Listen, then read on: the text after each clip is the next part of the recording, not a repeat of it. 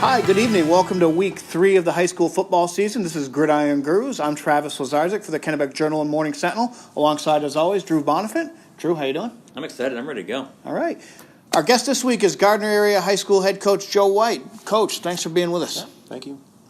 And Coach, this was when the year ends, your game against Winslow Friday night might end up being the most exciting of the bunch. It's 30-28. You're down last minute.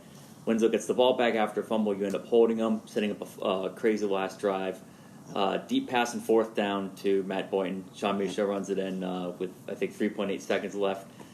Take me through just that final minute from Boynton making that catch and just how do you keep your poise and keep your head straight for play calling in that situation?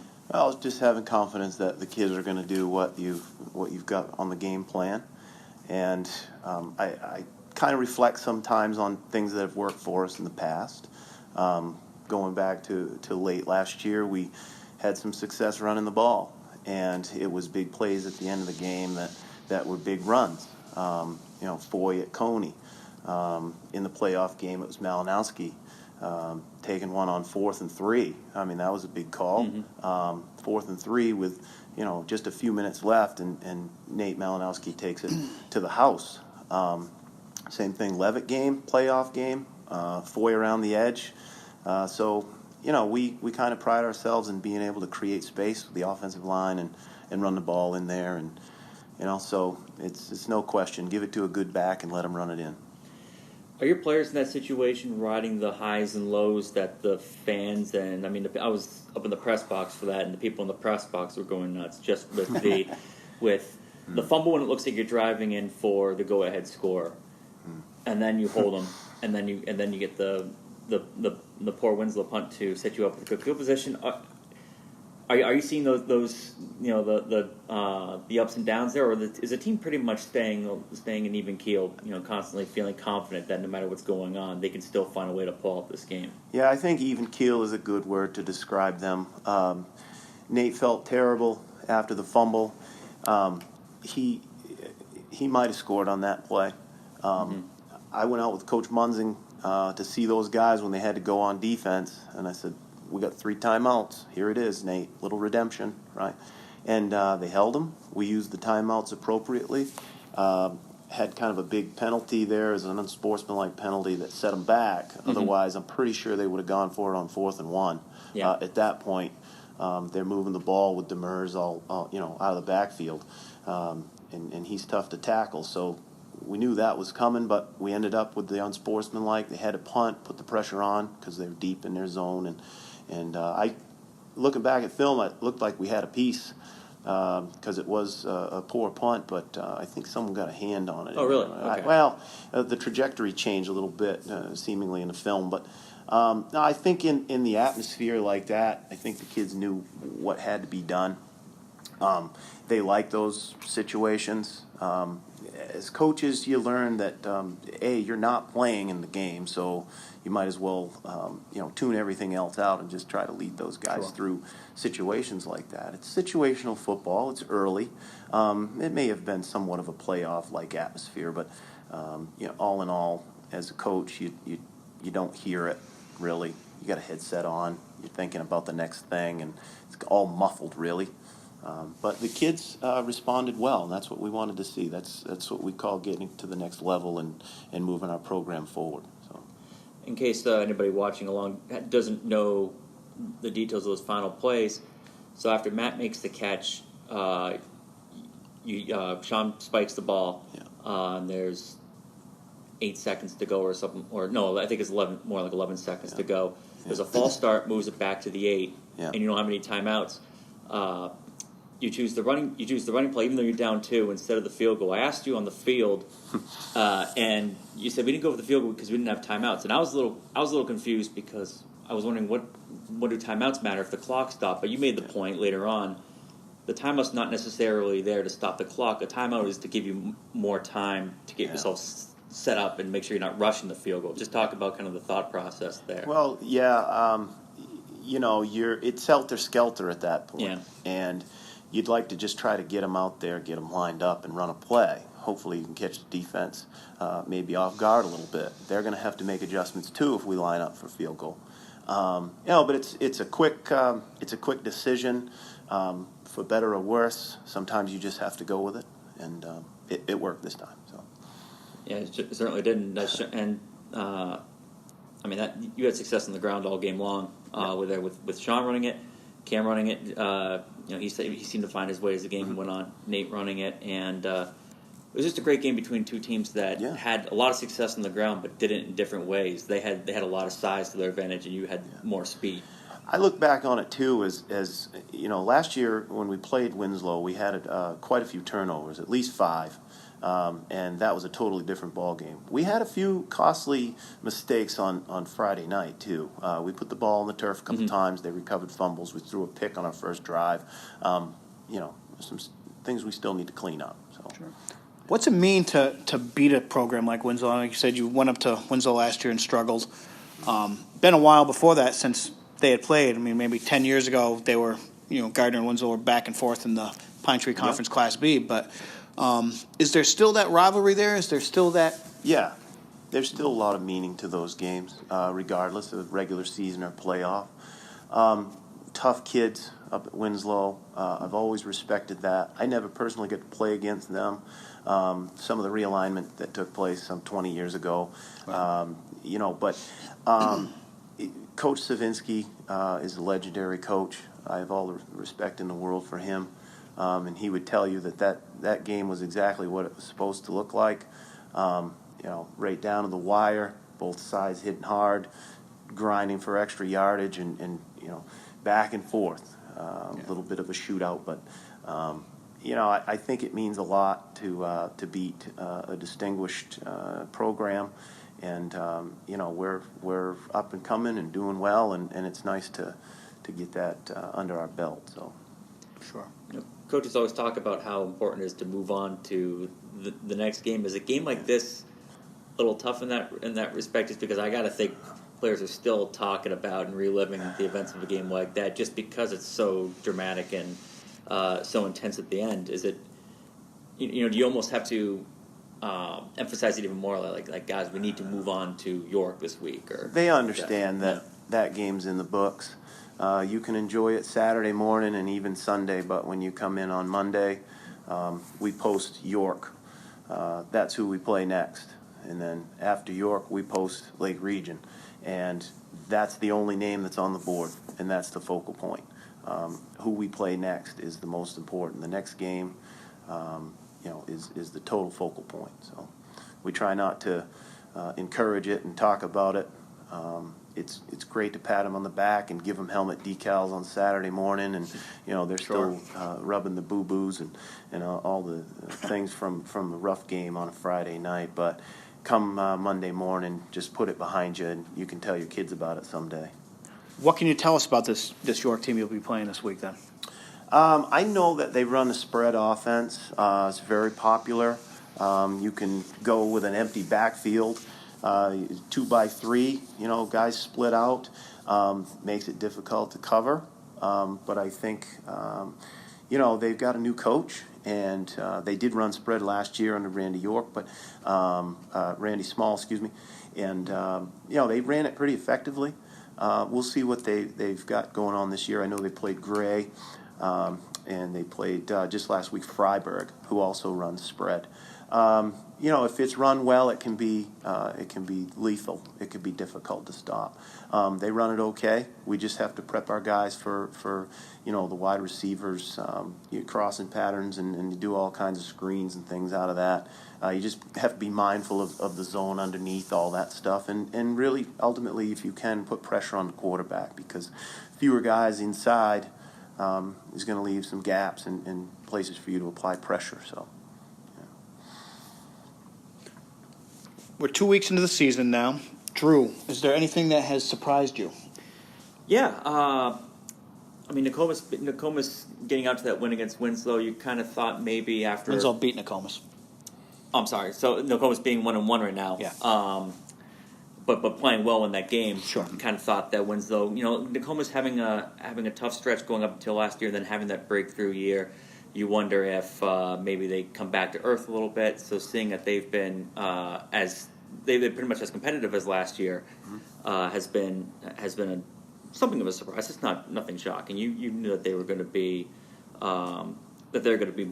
definitely more towards the middle of the pack. But also Coney being 2-0 has been a surprise as well. Not again, you knew what they had, but they had come back on defense, and that they're going to be a tough team to match up with on that side. But just the quarterbacks, there was inexperience throughout. Whoever they're going back and forth between Riley, Guyer, and Dakota, and down the preseason. Either one of those is an inexperienced player. You thought maybe there might be some transition issues there, but there haven't been. Coney's been with both quarterbacks. They've hit the ground running, and so that's been surprising. Not so much that they've looked good, but that that they've handled their competition as well as they have. Yeah, already the only undefeated team in the Pine Tree Conference Class B. For me, it might be that Lawrence is 0-2. We all kind of expected definitely. going to Marshwood, not an easy place to play. They would have a tough game down there last week, but to go to Mount Blue and struggle like they did in week 1. Now, Lawrence hasn't played with the full lineup that they expected. Tight end linebacker Logan Fortin has been out with a shoulder injury, and he is expected to play at least a little bit on Friday night against Brewer. And tailback cornerback Isaiah Schooler was ejected early on in the first game at Mount Blue and had to miss the Marshwood game. So when you get your whole lineup back, that might change things. Coach, has there been anything in your league that's kind of taken you or maybe made you do a double take? Probably Levitt beating MCI. But again, Mike Hathaway's got a pretty lethal spread offense going there. Got some big targets in the Morin kid and Cam Jordan. Other than that, I guess I haven't spent a whole lot of time looking around. Sure. Cape, little surprised at the showing at Wells, but again, I think Wells might have their number. I think Wells has everybody's number ground right now. and Yeah. pound. Yeah. Tim Roach does a real good job down there. And Aaron Filio does as well. They'll be right in the mix, and they'll be back in it. I think Oceanside beat MDI Yes. just a week or so ago. And we sit in the coach's room on a Friday night, and guys get a feed on who's taking who and what some of the surprises were. And so we do take some of that into consideration. But, it's early. It's very early. Definitely. People are going to be gunning for us, as they do. And, so there will be some surprises this year for sure. And just have to take one game at a time. Yep. I'll add Brewer to that mix, too, being 0-2. Not so much that you go through their first 2 games and you thought, with the way these teams match up, I thought for sure they'd win. Yeah.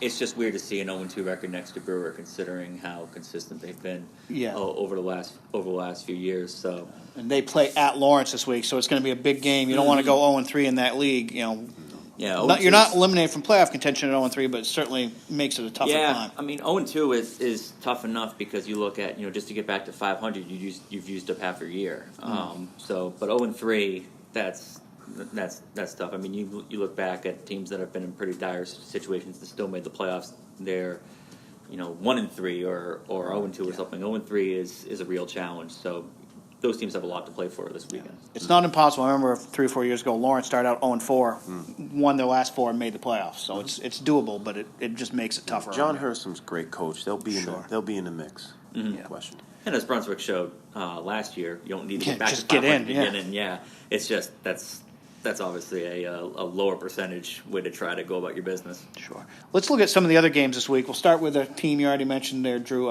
Coney 2-0 hosting Skowhegan, who struggled first week against Kennebunk, got back on track last week against Brunswick in a really kind of a gut check kind of win, down 20-0, 8 minutes into the game, to come back and win 29-26. Marcus Christopher, quarterback, looks like he's starting to develop something with his new receivers there. Threw for 308 yards and 4 touchdowns. They're playing a Coney defense that might be one of the better that they faced, though, this year. Yeah, and that's a team that has had trouble with Skowhegan in recent years, but their defense looks like it's taken a step up from last year, which was one of the best in the Pine Tree Conference anyway.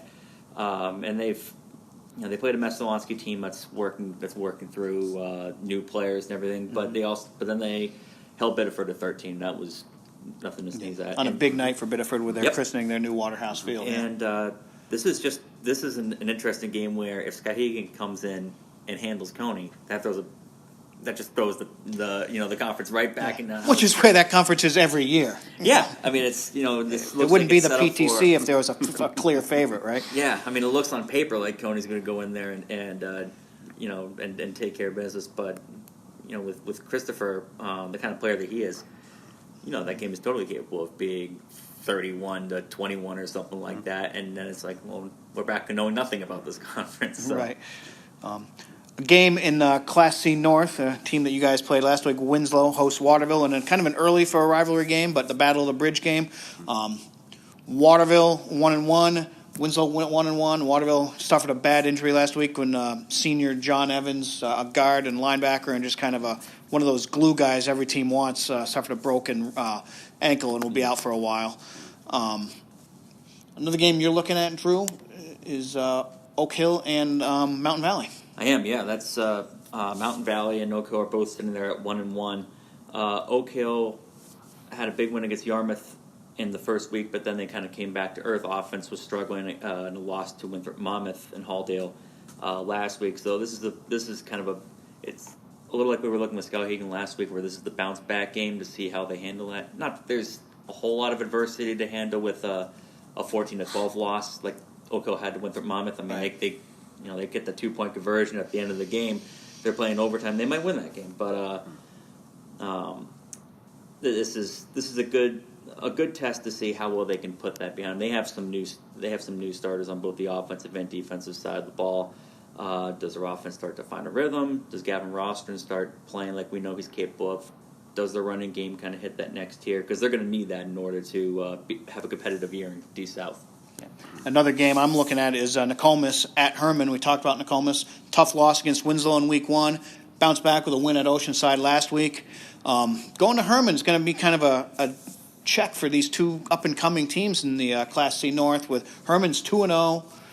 One of those teams where, started to get noticed a little bit last year, and then you hear in the offseason, everyone, look out, Herman might be in the mix, and this game will be kind of a test for both teams to kind of decide how far along they both are. Mm-hmm.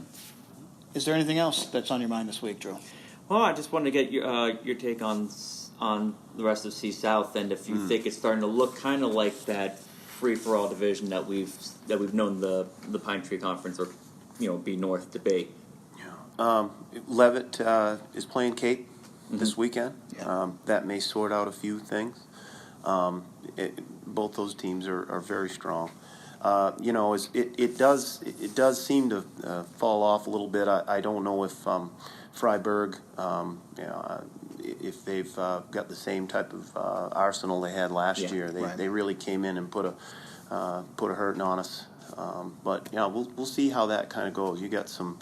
C South is, you got Morse and Gray, and those teams are going to struggle a little bit, still trying to put things together. But at the top of the rack, Leavitt, Cape, us, we'll see what transpires. I think North looks just as good. I mean, Winslow's going to contend, and it'll be interesting to see what happens overall. MCI at Mount Desert Island this week in a rematch of last year's championship game in that conference too. So, like you said, a lot of teams kind of shaking themselves out up there as well. Sure, and MCI, I mean, they know better than anyone else. Not how you start, it's how you finish. Right. I think they went in as a 4 seed last year, maybe. 6 seed, 4-4. 6 seed at 4-4 is what it was. So, I mean, won a gold ball. It's fantastic, well coached team. They'll be there at the end for sure. It seems like with the games we've talked about, we're going to see some sorting going on here. Some teams start to see, okay, is this 1-1 team looking more like a winning team or a losing team? We're gonna get some answers. I mean, we get that pretty much every week too. We'll get answers everywhere, but the PTCB, because it's going to be like last year where it comes down to 5 teams fighting for those 2 buys at the end, and it's going to be anarchy, but that's why we love watching it. Well, 4-3-3 teams at the top of the conference. Yeah, and then they're all lining up to see who plays Marshwood or Kennebunk in the state game. Exactly. So. All right, well, that's going to do it for us this week. Thanks for watching. enjoy the games you get out to. For Drew, I'm Travis. For Coach White, thanks for being here. Thanks for watching or listening to Gridiron Gurus.